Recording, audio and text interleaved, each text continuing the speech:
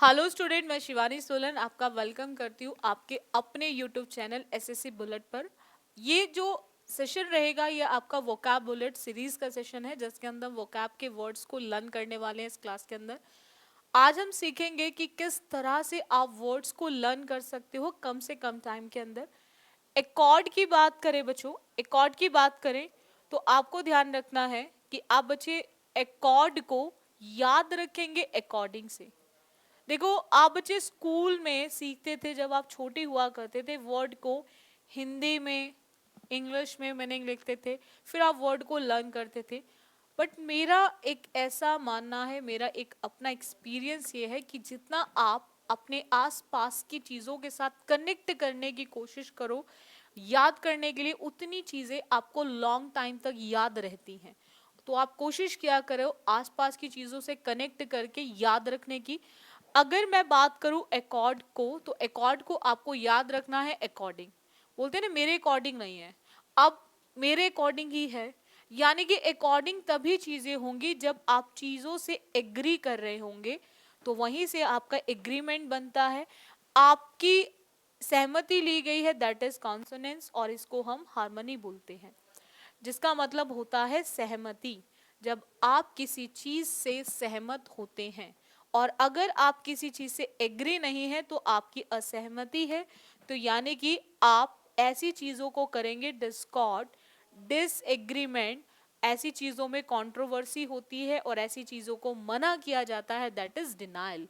तो आपको जब भी एकॉर्ड वर्ड दिखे तो आपको अकॉर्डिंग माइंड में क्लिक करना चाहिए, और जैसे ही माइंड में अकॉर्डिंग क्लिक करता है तो आपके अपने आप सारे सिनोनिम्स खुल जाने चाहिए, that is agreement, that is consonance, harmony. जब आप चीज़ों को लेकर एग्री नहीं है तो डिस्कॉर्ड है, डिसएग्रीमेंट है, आपका चीज़ों में कंट्रोवर्सी है, आपने उनको चीज़ों को एक्सेप्ट करने के लिए मना कर दिया है, डिनाई कर दिया है, यानी कि डिनाइल है। सो इस तरह से आपको वर्ड को याद रखना है। चलिएगा नेक्स्ट वर्ड पर आते हैं बच्चों। क्वेश्चनेबल की बात करें, क्वेश्चन क्वेश्चन समझते हो, कुछ लोगों को आदत होती है हर चीज में क्वेश्चन पे क्वेश्चन करने की। ये वो लोग होते हैं जो हमेशा डाउट में रहते हैं, जिनका माइंड हमेशा दुविधा में रहता है। यानी कि ऐसे लोग होते हैं डोबियस टाइप के, जिनके दिमाग में हमेशा क्वेश्चन, बोलते हैं ना क्या हमेशा क्वेश्चन मार्क लगा के रखते हो। और क्वेश्चन मार्क तभी लगता है जब आप चीज़ों से क्या नहीं होते, सहमत नहीं होते हैं, आपको कहीं ना कहीं थोड़ा बहुत डाउट रह जाता है, और ऐसे केस को हम बोलते हैं डूबियस। ऐसी चीज़ें होती हैं हमारी अनसर्टेन, और यहाँ पर ऐसे केस में हमारे डिस्प्यूट होते हैं, और ऐसे ही केस कभी भी वेरीफाई नहीं हो पाते, दैट इज अनवेरिफिएबल। सो आपको ध्यान रखना है कि यहाँ पर आप क्वेश्चन से याद रखेंगे क्वेश्चनेबल वर्ड को, एंड क्वेश्चन वही होता है जब आपको रहता है डाउट। और जब डाउट नहीं है तो डेफिनेटली आपको उस पर ट्रस्ट है, विश्वास है, विश्वसनीय है वो चीज़, तो विश्वसनीय है, दैट इज ऑथेंटिक। जैसे आपको पढ़ाया जाता है, जब टीचर जो पढ़ाता है आपको वो ऑथेंटिक चीज़ों को पढ़ाता है जिस पे आप विश्वास करते हो, तो ऐसी चीज़ों को आपको पढ़ाया जाता है जो चीज़ें कैसी होती है आपकी ऑथेंटिक, पॉजिटिव, रिलायबल, बोलते हैं ना विश्वास करो, सब्सटेंशियल, कि ये चीज़ जो है वो विश्वास के लायक है, ऑथेंटिक है, इसीलिए आपको दी जा रही है। चलेगा नेक्स्ट पॉइंट पर आते हैं। नेक्स्ट पॉइंट की बात करें, ब्लेमिश। ब्लेमिश को याद रखेंगे ब्लेम। कुछ लोगों को आदत होती है बच्चों, कुछ लोगों को आदत होती है दूसरों को हर चीज में ब्लेम करने की, टारगेट करने की। कुछ भी गलत हुआ उसकी वजह से गलत हुआ, कुछ भी सही नहीं हो पाया उसकी वजह से सही नहीं हो पाया। तो ऐसे लोग हमेशा दूसरों पे क्या लगाते हैं, दोष। दूसरों पे क्या लगाते हैं, दोष। और दोष का मतलब होता है फॉल्ट, गलती, कमी, that is stain, that is stigma. इसी को बोलते हैं हमारा स्टेन, स्टिग्मा, फॉल्ट। तो जैसे ब्लैमिश वर्ड देखो तो आपको ब्लेम वर्ड याद आना चाहिए, और ब्लेम हम वही करते हैं जब हम दूसरे के ऊपर दोष लगाते हैं। दोष का मतलब किसी की कमी, that is fault, that is stain, that is stigma. और जब हम किसी पे दोष नहीं लगा रहे हैं, यानी कि उसमें कोई दोष नहीं है, उसमें कोई गलती नहीं है, तो डेफिनेटली चीज़ें क्या है, बिल्कुल क्लियर है, यानी कि प्योर है। प्योर है, प्योर से बना है आपका spotless, purity. Stainless, that is impeccable, इसी को बोलते हैं। स्टेन का अपोजिट स्टेनलेस, फॉल्ट नहीं है तो स्पॉटलेस, प्योर है प्योरिटी, इम्पैक्टेबल। तो आप जब भी वर्ड देखें, आप बच्चे ब्लेमिश वर्ड को देखें तो आपको एकदम से माइंड में क्लिक करना चाहिए ब्लेम वर्ड। और ब्लेम से आपके अपने आप सिनोनिम्स खुलते चले जाने चाहिए। ब्लेम मतलब मैं किसी को टारगेट कर रहा हूँ, किसी में कमियां निकाल रहा हूँ, दैट इज मैं किसी को क्या कर रहा हूँ, फॉल्ट, स्टेन, स्टिग्मा। जब किसी में कमी नहीं है तो यानी कि वो बिल्कुल क्या है, प्योरिटी वाली चीज है, स्टेनलेस है, स्पॉटलेस है, इम्पेकेबल है। चलेगा, नेक्स्ट पॉइंट पर आते हैं। नेक्स्ट वर्ड देखेंगे इग्नोरेंस। इग्नोरेंस को याद रखेंगे इग्नोर से। बोलते हैं ना लाइफ में, कुछ लोगों को लाइफ में कोशिश करो इग्नोर करने की, अनदेखा करने की। ये वही लोग होते हैं जिनसे आप चाह के भी बहस नहीं कर सकते, आर्गुमेंट नहीं कर सकते। कहीं ना कहीं ज्ञान की कमी है। ऐसे लोगों से हम कभी भी आर्गुमेंट नहीं कर सकते जिन लोगों में ज्ञान की कमी होती है। और हमें हमेशा बचना चाहिए ऐसे लोगों से। हमें हमेशा ऐसे लोगों से बचने की कोशिश करनी चाहिए। और वहीं से ये वर्ड बना है आपका इग्नोरेंस। इग्नोरेंस का मतलब होता है कि जो लोग चीजों से अवेयर नहीं होते, दैट इज अनअवेयरनेस। बोलते ना, वो एक अंधकार के जीवन में जी रहा है क्योंकि उसको अपने आसपास की चीजों के बारे में पता ही नहीं है। वो चीजों से अवेयर नहीं है, अज्ञान है, that is unawareness, darkness, unconsciousness या इलिटरेसी, यानी कि ज्ञानता की कमी है, ज्ञानता की कमी है। तो यहाँ पर आपको याद रखना है इग्नोरेंस को इग्नोर वर्ड से। जैसे इग्नोर वर्ड आपके माइंड में आता है तो आपके सिनोनिम्स अपने आप खुलना शुरू हो जाएंगे।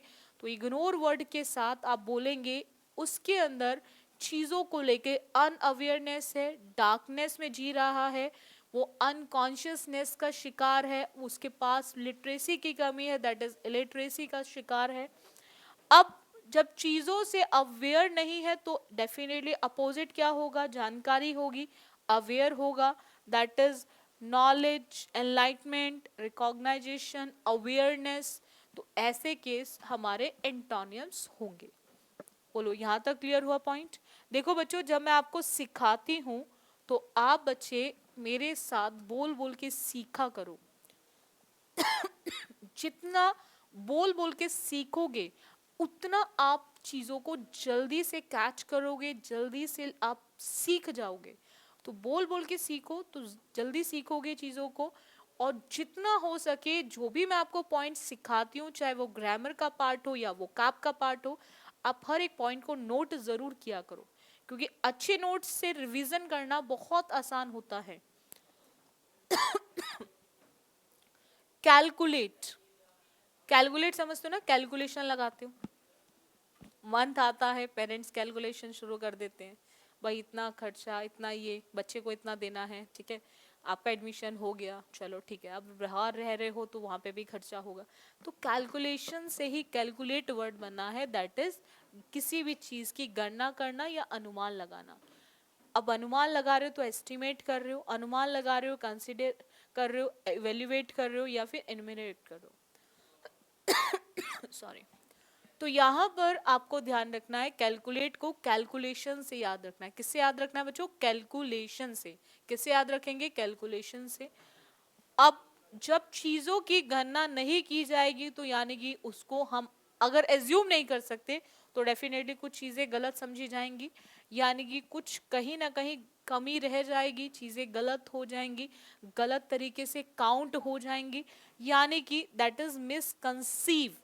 Blunder, that is mistake. Blunder का मतलब होता है मिस्टेक।